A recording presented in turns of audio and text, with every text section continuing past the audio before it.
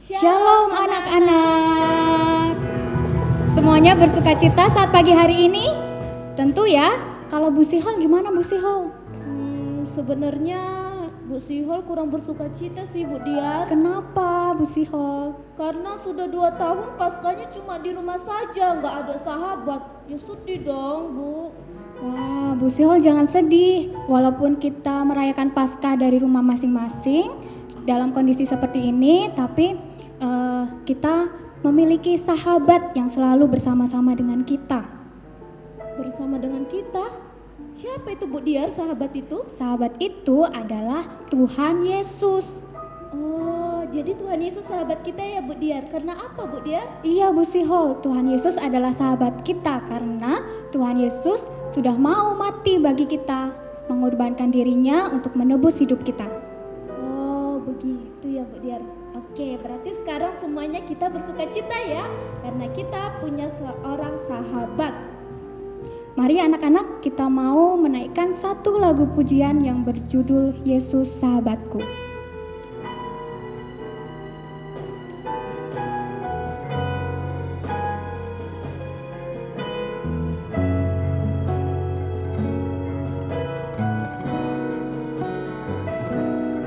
Katakan, Yesus sahabatku.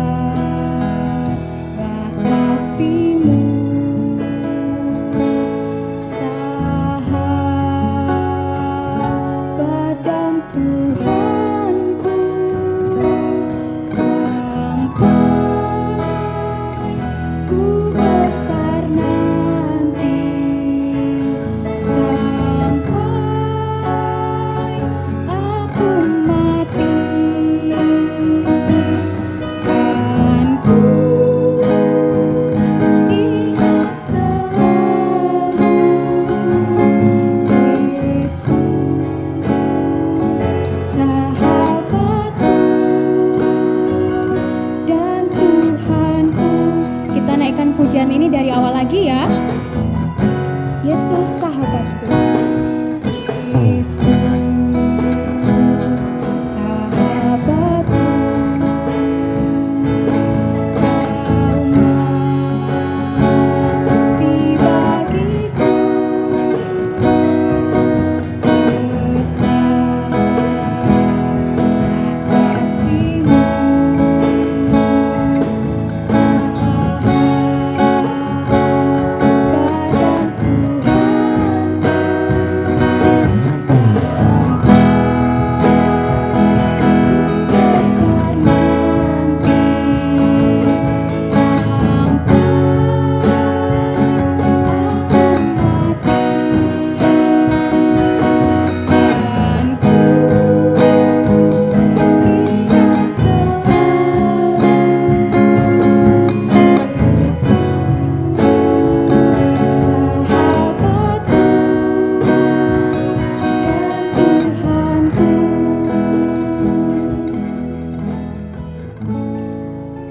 Untuk doa pembuka akan dipimpin oleh Ibu Anas.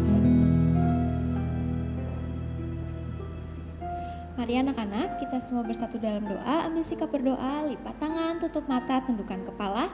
Kita berdoa ya. Mari kita berdoa. Selamat pagi Tuhan Yesus. Terima kasih untuk pagi hari ini. Tuhan sudah membangunkan kami, Tuhan masih memberikan kami kesehatan, Tuhan masih memberikan kami kekuatan, sehingga di pagi hari ini Tuhan kami bisa bangun dan kami bisa melakukan ibadah chapel kami. Tuhan, sebentar lagi Tuhan kami akan memulai ibadah chapel kami. Kiranya Tuhan memberkati kami supaya kami Tuhan bisa fokus mendengarkan ibadah chapel pada pagi hari ini Tuhan. Berkati juga Tuhan jaringan yang akan kami pakai sehingga Tuhan semuanya bisa berjalan dengan lancar. Terima kasih Tuhan Yesus yang baik. Di dalam nama Tuhan Yesus kami sudah berdoa dan mengucap syukur. Amin. Oke, thank you Ibu Anas yang sudah memimpin dalam doa. Benar ya anak-anak bahwa Yesus itu adalah sahabat kita yang mau mati bahkan disalibkan untuk kita. Itu semua Yesus lakukan karena Dia mencintai kita semua. Oleh karena itu, anak-anak semua, Ibu Sihol ajak anak-anak untuk berdiri. Anak-anak nanti ikutin gerakan dari Bapak Agus dan Ibu Gebi. Kita mau bernyanyi Yesus disalib karena cinta saya, cinta kamu, dan cinta kita semua.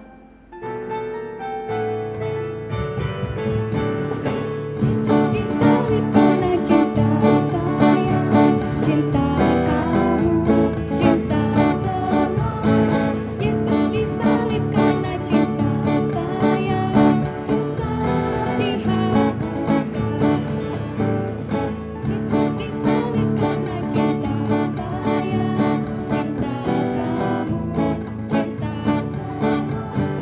Yesus disalib karena cinta saya, dosa Mulialah namanya. Tanda paku di kaki dan tangan Yesus adalah bukti cinta Yesus. Oleh karena itu anak-anak kita mau menyanyikan tanda paku di kaki dan tangan. Tanda paku di kaki dan tangan, tanda cinta, tanda tombak menusuk di laut, tanda cintanya Tuhan. Untuk semua Tuhan sudah terima, untuk semua yang mengikut Dia, selamat orang yang tidak melihat tapi percaya juga, tapi percaya juga, tapi percaya juga.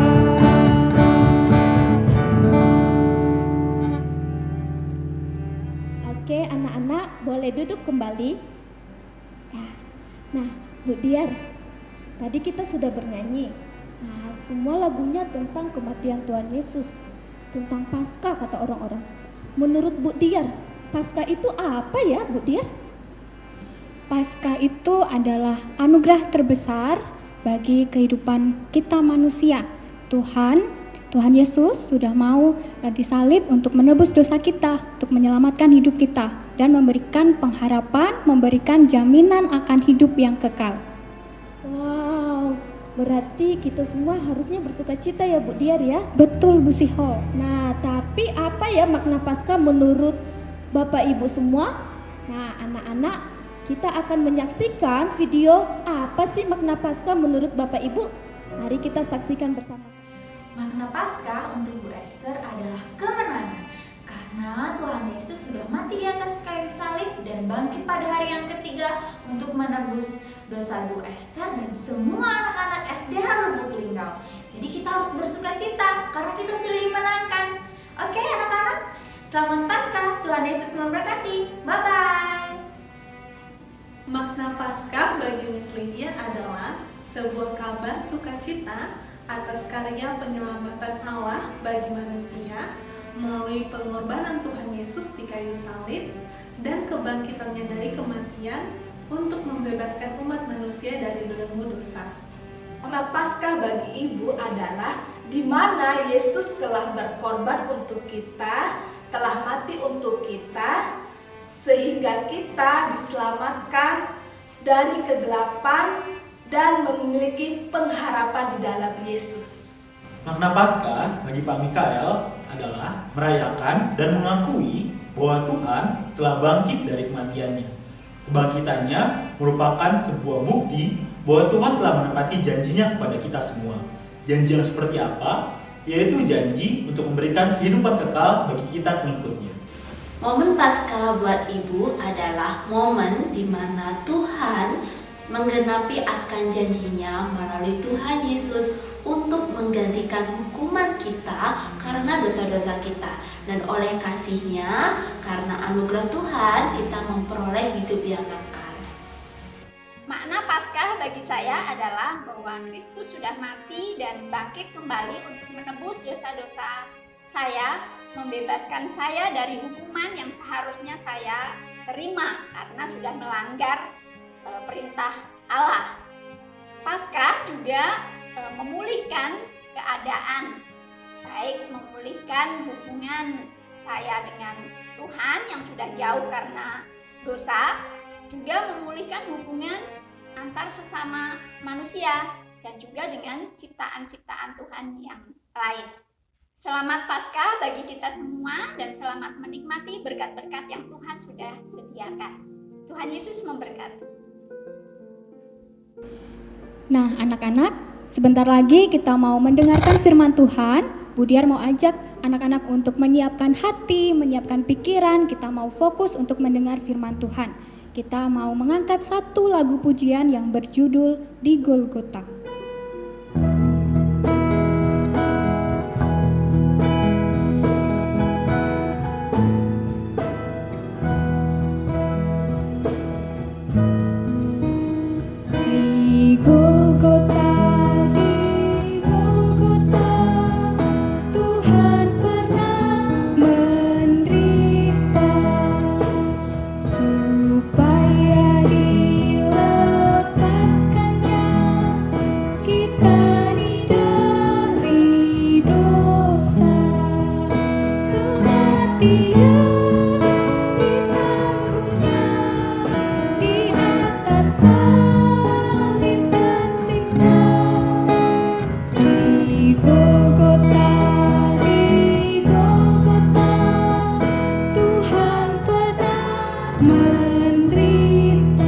Kita naikkan pujian ini dari awal lagi ya, dengan kesungguhan hati.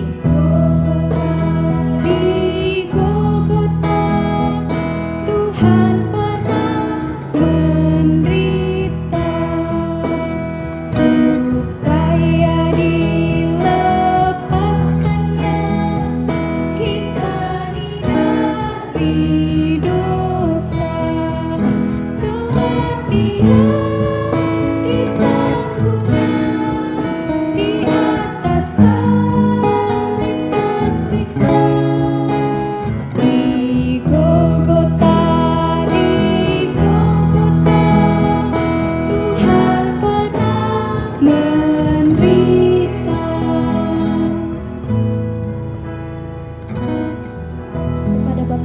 dipersilakan untuk memimpin dalam doa. Baik, sekarang anak-anak yang terkasih, mari kita siapkan hati kita, tutup matanya, lipat tangan, tundukkan kepala, kita berdoa. Tuhan Allah Bapa yang Maha Pengasih dan Maha Penyayang, kami bersyukur dan berterima kasih Tuhan untuk setiap berkat Tuhan bagi kehidupan kami. Kami bersyukur Tuhan pada hari ini kami boleh diberi kesempatan untuk boleh merayakan Paskah bersama, merayakan hari kebangkitan, dan kami percaya Engkau sudah menebus kami. Sebentar lagi kami akan mendengarkan firman-Mu. Urapi hati kami, pimpin hati kami Tuhan, agar kami anak-anak-Mu dengan tenang untuk mendengarkan firman-Mu. Kami juga berdoa bagi hamba-Mu yang akan bawakan firman Tuhan, kiranya boleh Engkau berkati, sehingga boleh kami dapat menerima firman Tuhan hari ini dengan sukacita. Ini doa kami Tuhan, berkati kami dalam nama Tuhan Yesus kami berdoa dan mengucap syukur. Haleluya, amin. Halo anak-anak Junior School, apa kabar? Bertemu kembali bersama Miss Kris. Hari ini Miss Kris akan sampaikan firman Tuhan tentang Paskah. Kalau pada minggu yang kemarin kalian selama 1 minggu ini sudah mendengarkan Bapak dan Ibu Guru menyampaikan tentang Paskah, hari ini di chapel kita Miss Kris akan menjelaskan dengan lebih dalam lagi dan kita akan sedikit mengulang apa ya Paskah itu. Siap anak-anak? Yuk kita siapkan hati kita untuk kita dengar kebenaran firman Tuhan. Nah, anak-anak, hari ini chapelnya itu berjudul Resurrection Brings Revolution. Apa ya artinya Miss Kris? Yuk kita sama-sama bahas ya. Anak-anak, Miss Kris mau anak-anak lihat gambar yang akan Miss Kris tampilkan. Lihat baik-baik ya. Kira-kira ini gambar apa ya? Coba dipikir-pikir. Gambar apa ya kira-kira? Dilihat-lihat dulu. Miss Chris, itu kayaknya gambar kayu. Gambar apa anak-anak? Iya, itu adalah gambar satu potong kayu yang sudah dipotong atau dibelah. Ya, benar sekali anak-anak. Nah, coba anak-anak pikirkan kembali, dari kayu ini kira-kira benda apa ya yang bisa kita buat dari kayu itu? Miss Chris kasih kesempatan anak-anak buat berpikir selama 5 hitungan ya. Miss Chris akan hitung 5 hitungan. Coba anak-anak pikir, benda apa ya yang kira-kira bisa dibuat dari kayu ya? Coba Miss Chris hitung ya, mulai dari sekarang. 1, 2, 3, 5. Waktunya habis. Coba anak-anak sebutkan benda-benda apa saja ya yang bisa dibuat dari sebuah kayu. Benda apa aja? Iya, benar banget. Yang anak-anak sebutkan itu pasti ada dalam gambar berikut. Anak-anak bisa membuat banyak sekali benda yang terbuat dari kayu. Di situ Miss Chris tampilkan anak-anak juga bisa menemukan alat makan dan alat masak yang terbuat dari kayu. Selain itu, meja juga bisa terbuat dari kayu. Ada juga lemari pakaian. Lemari pakaian bisa terbuat dari kayu. Dan ada juga loh mainan yang bisa terbuat dari kayu seperti yang digambar yang anak-anak saksikan. Ada mobil-mobilan kayu. Nah, anak-anak, tahukah kalian bahwa dari kayu yang sama ternyata 2000 tahun yang lalu, ya, wah lama banget Miss Chris. Ya, 2000 tahun yang lalu kayu yang sama itu juga digunakan oleh orang yang berada di daerah Romawi sana, begitu ya, orang-orang Roma, begitu ya, pasukan Romawi sana membuat kayu yang sama dengan menjadi kayu itu adalah kayu salib anak-anak. Kenapa ya bisa begitu? Menurut anak-anak, kenapa bisa begitu? Nah, yuk kita lihat kembali. Di hari pertama, di hari Senin, Bapak Ibumu sudah bercerita, Bapak Ibu guru sudah bercerita tentang kejatuhan manusia di dalam dosa. Manusia pertama yang Tuhan ciptakan itu jatuh ke dalam dosa. Anak-anak masih ingat kan siapa manusia pertamanya? Siapa coba? Benar, manusia pertamanya adalah Adam dan Hawa. Adam dan Hawa yang Tuhan ciptakan dan Tuhan letakkan mereka, tempatkan mereka di Taman Eden, ternyata mereka sudah jatuh ke dalam dosa. Maksudnya jatuh ke dalam dosa apa ya, Miss? Mereka itu tidak taat pada perintah Tuhan. Tuhan kira-kira perintahnya apa ya? Yuk kita lihat lagi. Kita ingat-ingat kembali kemarin ceritanya gurumu waktu hari Senin itu ceritanya bagaimana ya manusia bisa jatuh dalam dosa? Coba ingat-ingat, Bu Siho pernah cerita apa dia di hari Senin? Nah, di hari Senin yang lalu Ibu Siho menceritakan bagaimana manusia itu bisa jatuh ke dalam dosa. Manusia itu tidak taat. Ketika Tuhan ciptakan manusia dan Tuhan taruh mereka untuk mereka tinggal di Taman Eden, untuk mereka bisa mengusahakan, mereka bisa pelihara, mereka bisa rawat taman itu, tapi ada satu perintah yang Tuhan berikan bahwa manusia tidak boleh makan pohon yang berada di tengah-tengah taman, yaitu pohon pengetahuan yang baik dan yang jahat. Ya. Tapi seperti kita tahu, manusia jatuh dalam dosa artinya manusia itu tidak taat dengan perintah Tuhan. Manusia melanggar apa yang Tuhan sudah perintahkan, sehingga manusia akhirnya makan buah dari pohon yang ada di tengah-tengah taman tersebut, sehingga akhirnya manusia jatuh ke dalam dosa dan sebagai akibatnya Tuhan mengusir manusia supaya manusia tidak tinggal lagi di Taman Eden. Ya, manusia sudah jatuh ke dalam dosa dan manusia itu menjadi berdosa. Nah, sekarang kita lihat apa sih sebenarnya yang membuat manusia itu berdosa? Ya, nah seperti tadi yang disampaikan tadi, mereka tidak taat, ya, mereka tidak mendengar apa yang Tuhan perintahkan, ya. Nah, dalam Roma 6 ayat 23 dikatakan, upah dosa adalah maut. Jadi ketika manusia itu berdosa, seharusnya manusia itu menerima maut. Manusia mengalami kematian, ya. Nah, orang-orang yang ada di dunia ini, ya, bukan hanya manusia yang pertama yang diciptakan Tuhan dulu, yaitu cuma Adam dan Hawa yang mengalami kematian, tetapi kita juga, ya, Miss, Bapak Ibu guru, Papa Mama, bahkan kamu itu juga mengalami yang namanya kematian. Sebab seperti tertulis di Alkitab tadi, upah dosa adalah maut. Ketika kita berdosa, maka kita juga akan menerima maut itu sendiri. Kita mengalami kematian, ya. Nah, akibat manusia melakukan dosa itu pertama, manusia akan menerima maut. Manusia mengalami yang namanya kematian, ya.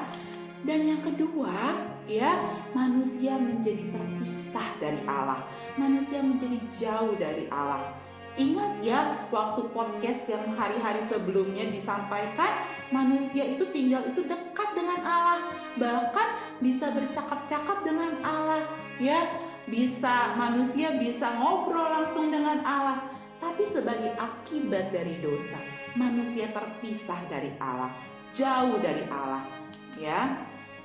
Ingat anak-anak, kenapa kita bisa jauh daripada Allah? Allah itu adalah suci, sedangkan kita adalah berdosa. Kita manusia berdosa. Jadi antara yang suci dan yang berdosa tidak bisa bersatu, ya.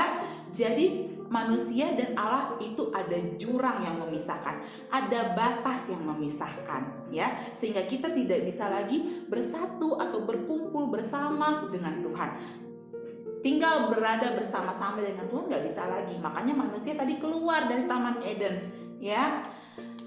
Nah, sekarang anak-anak lihat gambar yang Miss sampaikan ini, yang Miss tampilkan tadi. Seperti Miss bilang, ketika manusia itu sudah jatuh ke dalam dosa, kita jadi terpisah dari Allah, ya. Kita gak bisa mendekati Allah, ya. Allah juga gak bisa berada bersama-sama dengan kita karena kita berdosa dan Dia adalah suci, ya. Jauh jaraknya anak-anak, kita gak bisa menggapai Tuhan, ya. Nah, jadi apa ya kira-kira yang bisa kita lakukan untuk kita bisa kembali bersama-sama dengan Allah? Coba anak-anak pikirkan, apa ya yang kira-kira bisa kita buat supaya kita bisa bersama-sama dengan Allah kembali? Apakah anak-anak bisa melakukan hal berikut? Aku bisa melakukan hal yang baik sepanjang aku hidup, Miss.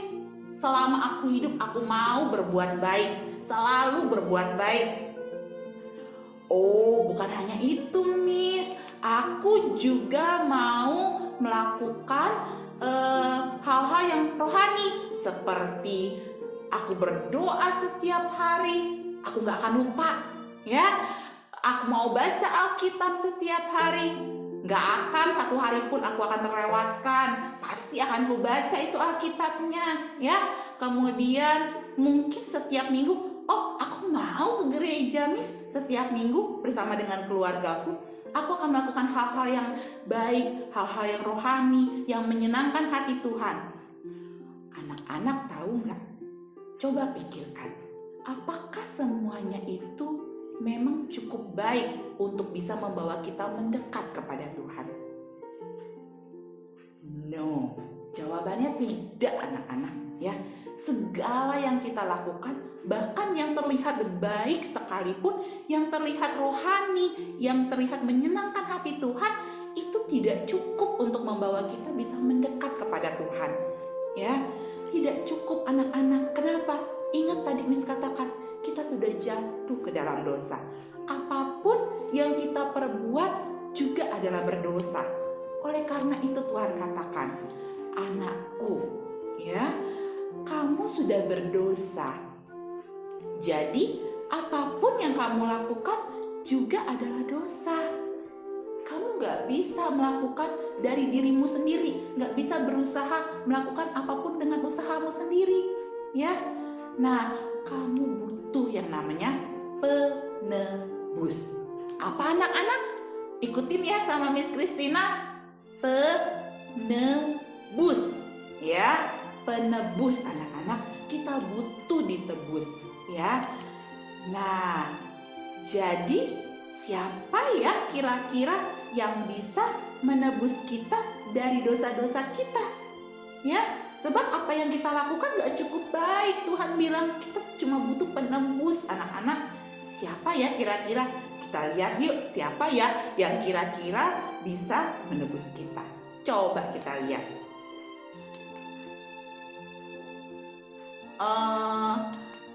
Apakah yang bisa menebus kita itu adalah Captain America? Anak-anak kenal dong sama Captain America. Apakah Captain America bisa menebus kita dari dosa-dosa kita? Kayaknya ada yang lain deh, Miss. Yang bisa keluarin jaring dari tangannya. Siapa anak-anak? Mr. Spidey. Bisa nggak ya kira-kira Mr. Spidey menebus kita dari dosa? Ada yang lain nggak? Ada. Captain Marvel. Kenal nggak anak-anak sama Captain Marvel? Captain Marvel kira-kira bisa nggak ya menebus kita dari dosa? Atau Pak Batman? Kira-kira menurut anak-anak Pak Batman bisa nggak ya menebus kita dari dosa? Atau Superman? Superman bisa nggak? Kan dia super. Dia manusia super. Bisa nggak kira-kira menebus kita dari dosa? Atau Miss punya satu lagi. Doraemon. Apakah Doraemon bisa menebus kita dari dosa? Kan dia punya tuh kantong ajaib yang bisa ngeluarin berbagai macam barang-barang ajaib. Bisa nggak ya menebus kita dari dosa? Apakah semua yang tadi Miss sebutkan bisa menebus kita dari dosa? Jawabannya adalah tidak, anak-anak. Ya, kenapa mereka semua tidak bisa menebus kita dari dosa, Miss? Karena mereka semua adalah manusia dan buatan manusia. Karena mereka adalah manusia dan buatan manusia, mereka masih termasuk orang yang berdosa. Jadi nggak bisa menebus kita.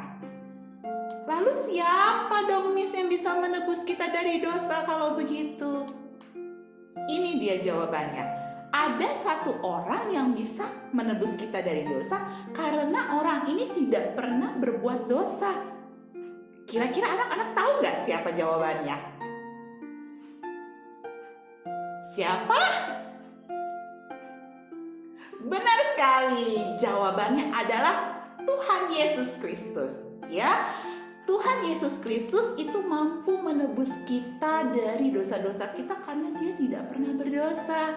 Ya, dia satu-satunya manusia ya yang tidak berbuat dosa, ya. Kenapa dia tidak berbuat dosa? Karena dia adalah Allah yang berinkarnasi, ya. Allah yang mengambil rupa manusia sehingga dia turun ke dunia ini menjadi manusia, ya. Dan dia selama menjadi manusia dia tidak berdosa sama sekali karena dia membawa sifat Allahnya. Ya, bukan hanya itu, karena dia pun Allah sendiri, anak-anak, ya. Oleh karena itu, ya, dia adalah satu-satunya penebus, ya, yang mampu menebus kita dari dosa-dosa kita, sehingga tadi yang akhirnya kita harus mengalami kematian, begitu ya. Kita yang tadinya terpisah jauh dari Tuhan, dia bisa menebus kita sehingga kita bisa kembali bersama dengan Tuhan. Nah, kenapa ya? Kira-kira kenapa Tuhan Yesus itu mau menebus kita dari dosa-dosa kita? Ya, karena seperti yang tertulis di Alkitab, di Yohanes 3 ayat 16, karena begitu besar kasih Allah untuk manusia, ya, sehingga Dia mengorbankan anaknya yang tunggal, yaitu Yesus Kristus, untuk mati buat kita, ya. Dia merelakan anaknya untuk menggantikan kita anak-anak, ya, karena kasih Dia, ya, buat kita manusia. Begitu besarnya kasih Allah itu buat kita. Dia mengorbankan anaknya, Yesus Kristus, untuk memberikan anaknya itu sebagai ganti kita, ya. Karena Dia mengasihi kita dan karena anugerahnya kita dapat hidup. Bagaimana Miss Kris caranya supaya Tuhan itu menebus kita? Caranya seperti apa Miss Kris? Tuhan itu menebus kita. Dia gantikan tempat kita. Tadi Miss Kris sudah sampaikan seperti di Roma 6 ayat 23 tadi dikatakan, ya. Harusnya kita yang menerima maut, ya. Kita yang mendapat upah maut itu sendiri. Tapi Yesus Kristus itu menggantikan posisi kita, menggantikan tempat kita. Dia ambil dosa kita, Dia ambil maut itu, sehingga bukan kita yang mati, tapi Dia yang mati. Di mana Dia mati? Di atas kayu salib, ya. Itulah yang pada akhirnya kita peringati sebagai peristiwa Paskah anak-anak, Passover, ya. Waktu Dia tergantung di atas kayu salib, ya, Tuhan katakan kata ini, tetelestai.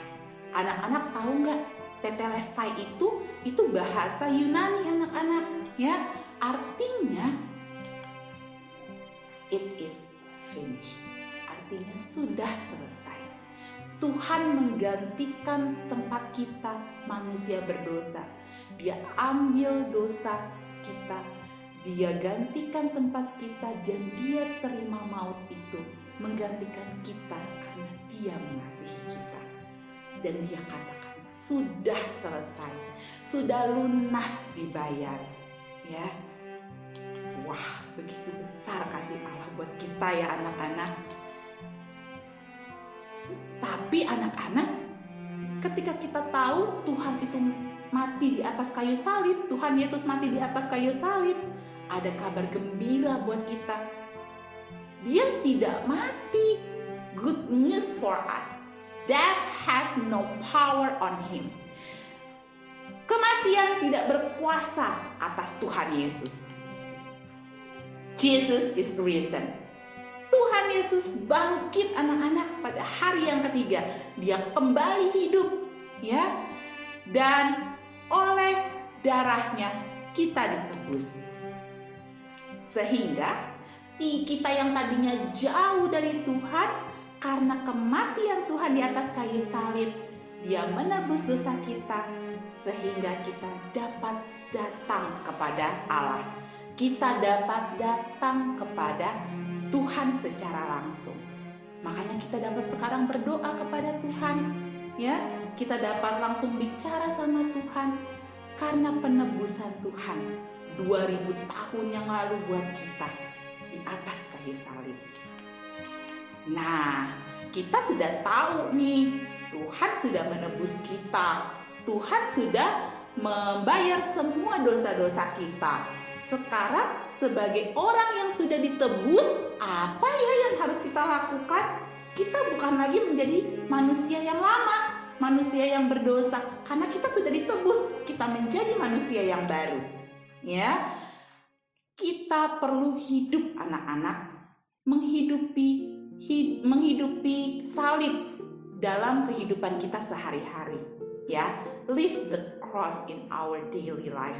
Ya, kita perlu ingat tiap hari pengorbanan Tuhan di kayu salib buat kita, dan kita hidupi makna salib itu sendiri. Maksudnya makna salib apa sih Miss Kris?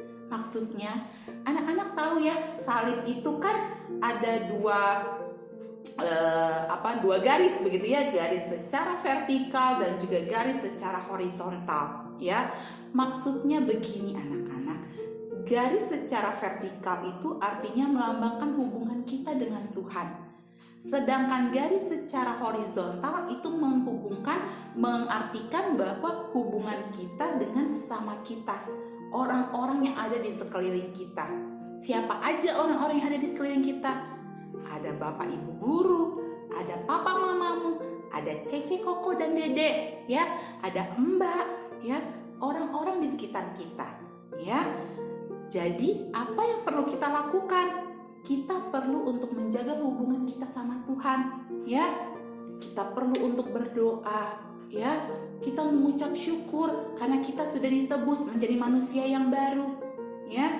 Selain itu, kita juga perlu untuk mengasihi sesama kita. Love your God and love your neighbors. Bagaimana caranya mengasihi sesama kita, Miss Chris? Nah, kita tadi seperti Miss Christina bilang tadi, kita bisa berdoa buat mereka yang membutuhkan. Kita juga bisa membantu orang lain dengan tulus hati, ya. Jangan harapkan imbalan, ya. Kalau kita sudah bantu, kita bantu dengan tulus. Jangan harapkan imbalan, ya. Jangan berpikir-pikir, kemarin kan aku sudah bantu dia, dia harus bantu aku. Jangan berpikir begitu. Bantulah dengan ketulusan hati, ya. Gak usah pikir-pikir apa yang akan dia balas, ya anak-anak, ya. Kemudian juga anak-anak perlu melihat kalau misalnya ada orang-orang di sekitar anak-anak yang lesu, gak semangat, kasih semangat, bangkitkan semangat buat orang-orang yang ada di sekitar anak-anak, ya. Kasih senyuman, kasih sukacita, ya. Nah, anak-anak, bulan ini ada program dari LBB, Lentera Bagi Bangsa-Bangsa, anak-anak, ya. Nah, mengingat ini adalah masa Paskah, ya, dan kita juga perlu untuk bisa mengasihi sesama kita.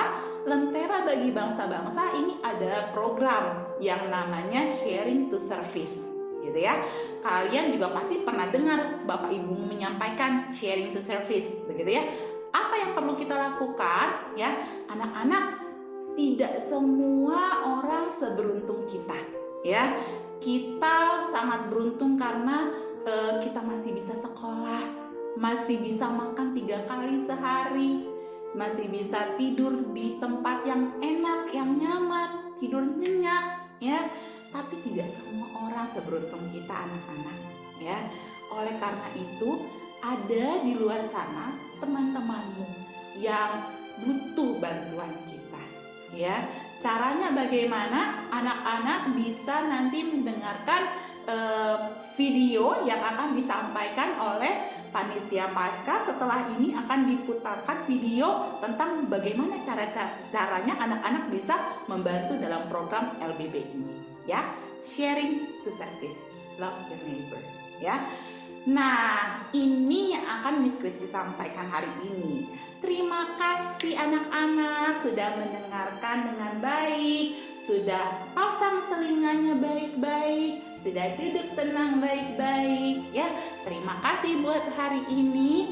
Kiranya apa yang Miss bagikan hari ini itu boleh memberkati anak-anak semua dan juga papa mamamu yang ikut menonton. Terima kasih ya udah mau mendengarkan apa yang disampaikan hari ini. Tuhan Yesus memberkati kalian. Bye.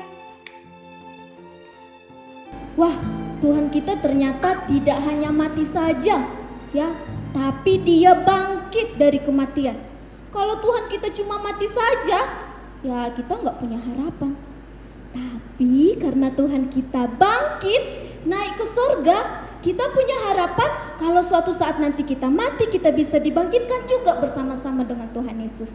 Nah, makanya anak-anak, kita sebagai bentuk syukur kita kepada Tuhan, ya, yang telah memberikan kita keselamatan, yang telah menyediakan tempat bagi kita, anak-anak, kita juga mau menunjukkan kasih kita terhadap sesama. Bagaimana caranya? anak-anak boleh memberikan persembahan kasih yang nanti persembahannya akan kita sumbangkan kepada teman-teman kita yang ada di sekolah Lentera Harapan. Nah, persembahannya bagaimana diberikan? Anak-anak bisa lihat di layar ya, ada QR code-nya. Nah, boleh minta tolong kepada papa mama untuk screenshot atau untuk langsung scan QR code-nya ya. Kemudian nanti persembahan anak-anak boleh ditransferkan melalui QR code tersebut. Nah, jangan lupa kalau nanti memberikan persembahan ya, cantumkan Rp1 di belakangnya. Misalnya Ibu Sihol mau memberikan persembahan 10.000. Oh, berarti Ibu Sihol tambahkan Rp1 jadi Rp10.000 begitu. Atau bagi anak-anak yang mau memberikan secara langsung ke sekolah, boleh memasukkannya ke dalam amplop dan dikumpulkan pada saat anak-anak mengambilkan learning materials. Pada saat anak-anak mengambil learning materials, di lobi sekolah akan ada kantong. Di situ nanti anak-anak akan memasukkan persembahannya. Oke, sekarang ibadah Paskah kita sudah selesai, tapi Tuhan masih memberikan satu tugas kepada kita, yaitu menceritakan kemenangan Tuhan, menceritakan kebangkitannya kepada keluarga kita dan kepada teman-teman kita. Oleh karena itu anak-anak, mari semuanya bangkit berdiri. Kita mau bernyanyi "Ku menang, ku menang bersama Yesus Tuhan".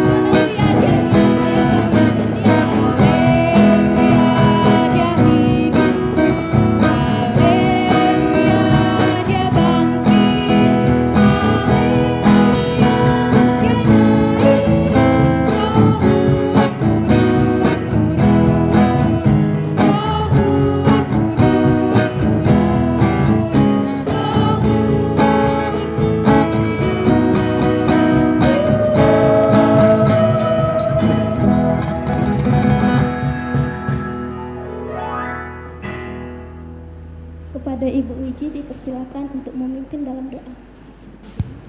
Anak-anak, untuk menutup chapel pada pagi hari ini, mari kita berdoa. Lipat tangannya, tunduk kepala, dan tutup matanya. Mari kita berdoa. Tuhan Yesus yang baik, terima kasih kalau pagi hari ini kami sudah boleh memuji dan memuliakan nama Tuhan. Kami sudah boleh mendengarkan firman Tuhan. Bapa di surga,